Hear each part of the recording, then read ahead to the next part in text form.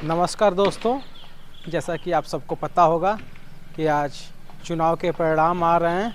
उत्तर प्रदेश के by election और महाराष्ट्र के आम चुनाव असेंबली के और झारखंड के भी आम चुनाव असेंबली के, और आज उनका परिणाम आ चुका है। अब तक कुछ सीटों पे अभी काउंटिंग चल रही है जिस समय मैं यह वीडियो शूट कर रहा हूँ।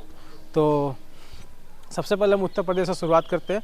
उत्तर प्रदेश में 9 विधानसभा की सीटों पर उपचुनाव हो रहे थे और ख़ास तौर से समाजवादी पार्टी और भारतीय जनता पार्टी इन 9 विधानसभा चुनावों में जो उपचुनाव हो रहे थे, इस पे दाव पे इनकी साख लगी हुई थी। और योगी जी की दाव उत्तर प्रदेश में ख़ास तौर से लगी हुई थी, क्योंकि ये उत्तर प्रदेश के चुनाव जो कि ये संदेश देते कि 2027 में कैसा विधानसभा का चुनाव उत्तर प्रदेश का रहेगा। अखिलेश यादव के लिए भी ये चुनौतीपूर्ण था चुनाव, जो कि आज परिणाम आ चुके हैं और करीब भारतीय जनता पार्टी और उसके सहयोगी दलों के साथ 7 सीटों पर विजयी प्राप्त हुए हैं। और यहीं पे अगर इंडिया गठबंधन की बात करें तो इंडिया गठबंधन से यहाँ कल समाजवादी पार्टी चुनाव लड़ रही थी।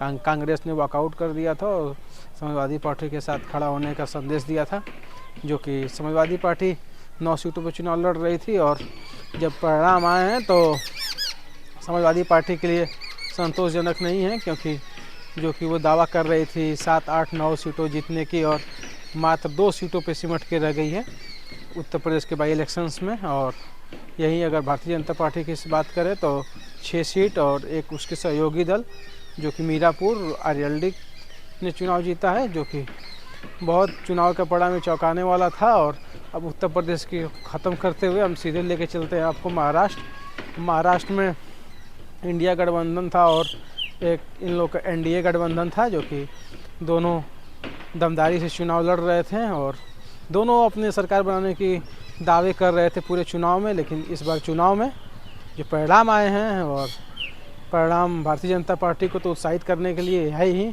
वहीं पे अगर इंडिया गठबंधन की बात करें तो इनके लिए संतोषजनक स्थिति नहीं है इनको भी, क्योंकि इनकी पूर्ण सीटें अगर इंडिया गठबंधन की देखी जाए तो सभी दलों की मिला के करीब 50-55 सीटें ही आ पाई हैं। और वहीं अगर एनडीए की बात किया जाए तो एनडीए करीब 235 सीटों के आसपास, 30-35 सीटों के आसपास पहुंची हुई है। और अभी 1-2-4 सीटों पे भी काउंटिंग जारी है, जो कि हम जिस समय वीडियो कर रहा हूँ। और अगर यहीं हम बात करने लगे झारखंड विधानसभा आम चुनाव की, तो वहाँ भी आज परिणाम आए हैं, एक ही साथ हर जगह के परिणाम आए हैं। तो झारखंड की अगर बात करें तो वहाँ पे जेएमएम मुख्य पार्टी है, वहाँ की क्षेत्रीय पार्टी है, और वहाँ के हेमंत सोरेन जेएमएम से वहाँ के मुख्यमंत्री भी थे और हैं भी। और चुनाव परिणाम आज का देखने को देखा जाए तो हेमंत सोरेन के पक्ष में है, क्योंकि वो इंडिया गठबंधन अलायंस के हिस्सा हैं और उनकी पार्टी।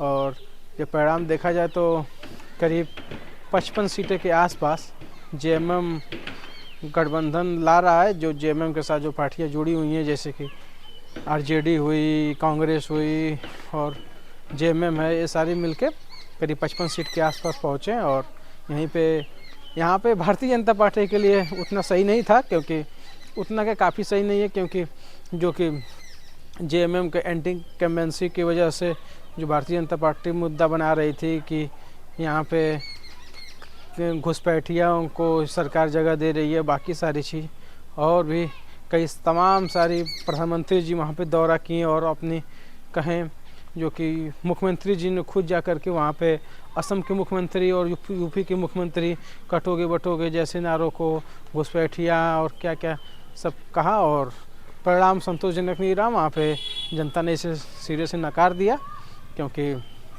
वहाँ के जो आदिवासी बहुल प्रदेश है, तो इसलिए भी वहाँ के आदिवासी मुख्यमंत्री के तौर पे हेमंत सोरेन ने वहाँ पे जो काम किया, जनता ने उसे पसंद किया है। और इस बार भी उन्हें मुख्यमंत्री बनने की पूरी संभावना है, क्योंकि बड़ा दल है और वहाँ के जो क्षेत्रीय पार्टी है, और क्षेत्रीय पार्टी के तौर पे उन्होंने ज़्यादा सीट लाया है, जेएमएम ने ज़्यादा सीट वहाँ पे पाया है। तो मोटा मोटी ये 3 जगहों की मैंने बात बता दिया, क्योंकि यही हम लोग के लिए 3 सीटें मुख्य रूप से 3 जगह के चुनाव मुख्य रूप से महत्वपूर्ण थे। और आगे भी हम जैसे ही अगर शपथ ग्रहण का कार्यक्रम कौन महाराष्ट्र में मुख्यमंत्री बनता है। अभी तो शिंदे जी थे, एकनाथ शिंदे महाराष्ट्र के मुख्यमंत्री थे और इस समय भारतीय जनता पार्टी वहाँ पे करीब 130 सीटें के आसपास अकेले लाई हुई है। तो देखना ये बनता है कि क्या एकनाथ शिंदे दोबारा रिपीट होते हैं मुख्यमंत्री के तौर पे या फिर देवेंद्र फडणवीस जो भारतीय जनता पार्टी से प्रबल दावेदार हैं मुख्यमंत्री पद के, वो बनते हैं। तो इंतज़ार रहेगा इस बात का। यहीं पे इस वीडियो को हम समाप्त करते हैं। धन्यवाद।